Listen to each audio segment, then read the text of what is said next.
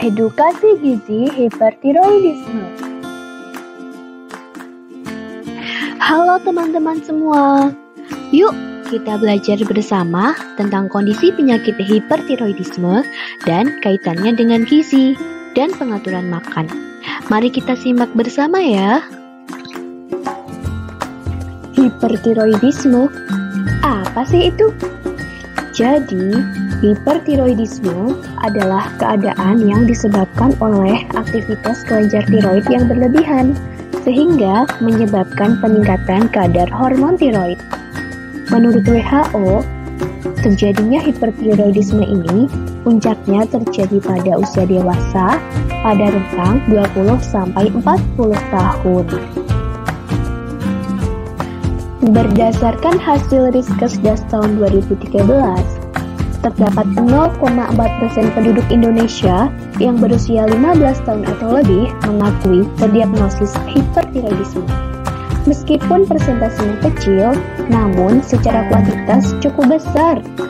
Jika pada tahun 2013, jumlah penduduk yang berusia lebih dari 15 tahun sebanyak 176.689.336 jiwa, maka terdapat lebih dari 700.000 orang terdiagnosis hipertiroidisme, dan hipertiroidisme ini lebih banyak terjadi pada wanita dibandingkan laki-laki. Hipertiroidisme, kok bisa? Apa sih penyebabnya? Jadi, hipertiroidisme disebabkan oleh adenoma hipofisis, penyakit Graves, tiroiditis, konsumsi yodium berlebihan, dan terapi hipertiroidisme. Faktor resiko hipertiroidisme yaitu wanita yang berusia 20-40 tahun, konsumsi yodium berlebih, konsumsi suplemen yodium, stres berat, dan merokok.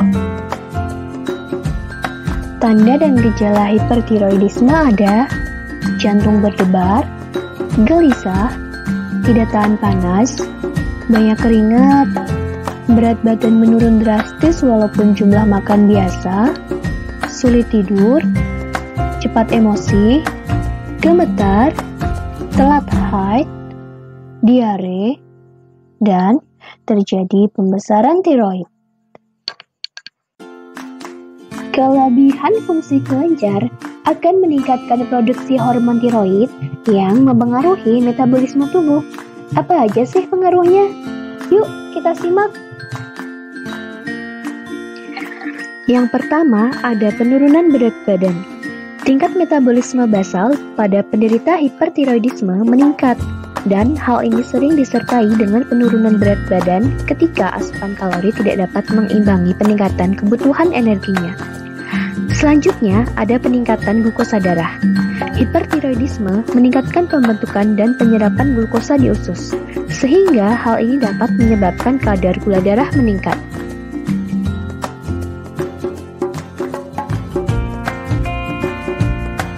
Cara mencegah penyakit hipertiroidisme: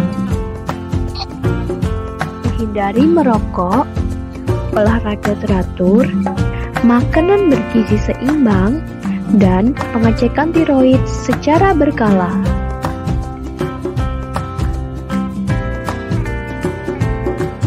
Apakah ada makanan untuk mencegah hipertiroidisme? Tidak ada makanan khusus untuk mencegah hipertiroidisme. Namun, menjaga pola hidup sehat dan mengonsumsi makanan yang seimbang, khususnya yang menyehatkan kelenjar tiroid dan tidak secara berlebihan.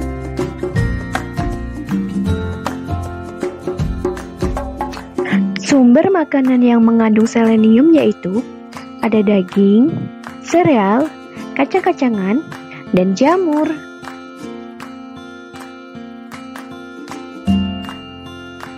Makanan yang dianjurkan untuk pasien hipertiroidisme: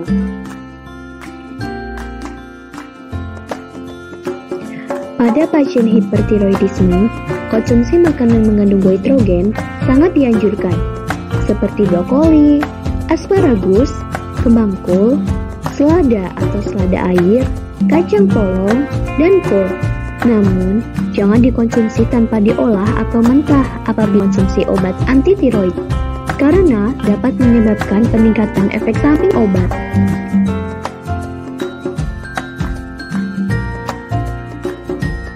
Bahan makanan rendah yodium.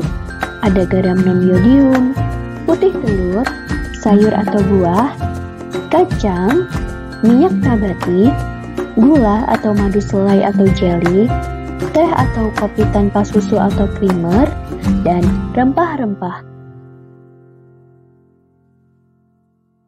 Nah, sekarang apa ya kira-kira makanan yang tidak dianjurkan untuk penderita hipertiroidisme? Yuk kita simak bersama.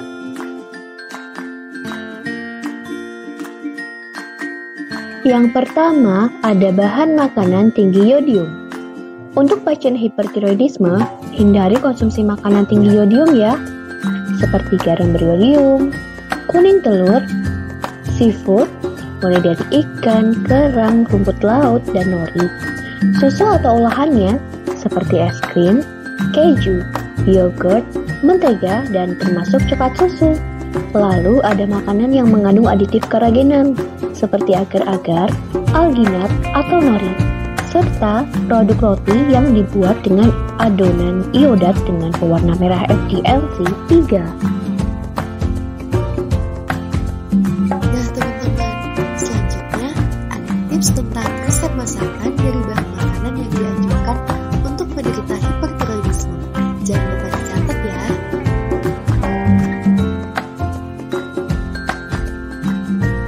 Untuk resep yang pertama ada pepes tahu kukus. Bahan yang dibutuhkan ada tahu, gula, garam non-yodium, bawang merah, bawang putih, dan lada. Untuk resep yang selanjutnya adalah lemon garlic roasted, brokoli, and carrot. Bahan yang digunakan ada brokoli, wortel, bawang putih, minyak zaitun, garam non-yodium, lada, keju perumasan, dan perasan lemon. Brokoli merupakan salah satu bahan makanan yang mengandung zat goitrogen. Nah, untuk resep yang ketiga adalah jus mangga. Resep ini sangat mudah loh untuk teman-teman terapkan di rumah. Bahan yang digunakan adalah mangga harum manis, air, dan gula. Dan selanjutnya adalah contoh menu dalam sehari yang mengandung 2000 kilokalori, yaitu dari makanan pagi, selingan, makanan siang, selingan, dan makanan malam. Teman-teman bisa catat ya contoh-contoh menu ini. Nah, ini merupakan rincian dari bahan-bahan makanan yang dibutuhkan untuk menyiapkan menu yang sudah dicontohkan sebelumnya. Teman-teman bisa catat ya kira-kira apa saja yang dibutuhkan. Nah, untuk selanjutnya ada bahan makanan pelengkap. Di sini ada beberapa kelompok makanan seperti karbohidrat, protein hewani, dan protein nabati yang bisa teman-teman gunakan untuk menyiapkan makanan bagi pasien hipertiroidisme. Untuk kelompok bahan makanan yang selanjutnya adalah sayuran dan buah. Di sini teman-teman bisa catat ya, kira-kira berapa berat dan ukuran rumah tangga untuk tiap kelompok bahan makanan tersebut. Lalu, bagaimana ya interaksi antara obat dan makanan pada pasien hipertiroidisme? Untuk obat anti tiroid, sebaiknya jangan dikonsumsi dengan makanan sumber goitrogenik seperti kol, brokoli, atau selada dalam keadaan mentah, karena hal ini dapat menyebabkan peningkatan efek samping obatnya. Maka dari itu, bahan makanan yang mengandung zat goitrogenik itu harus dimasak dengan benar ya sebelum dikonsumsi.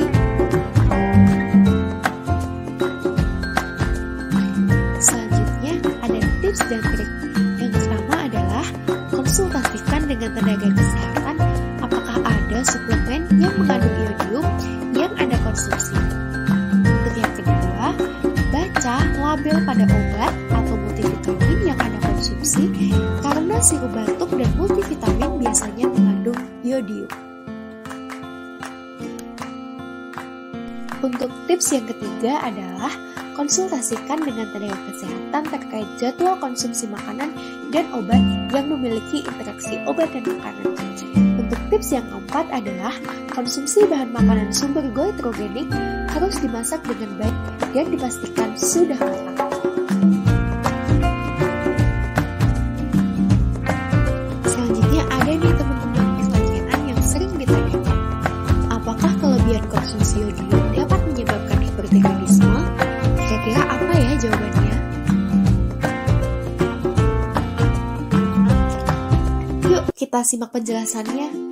Jadi, sebagian besar kondisi penyakit ini diakibatkan oleh penyakit autoimun yaitu penyakit Graves. Penyebab sekunder adalah kelebihan sekresi hipotalamus atau hipofisis anterior atau adanya hipersekresi tumor tiroid. Konsumsi yodium yang berlebihan menunjukkan kecenderungan risiko hipertiroidisme. Wah, tidak terasa ya, kita ternyata sudah sampai di penghujung materi. Terima kasih teman-teman semua sudah mau menyempatkan waktu untuk belajar bersama. Sampai jumpa.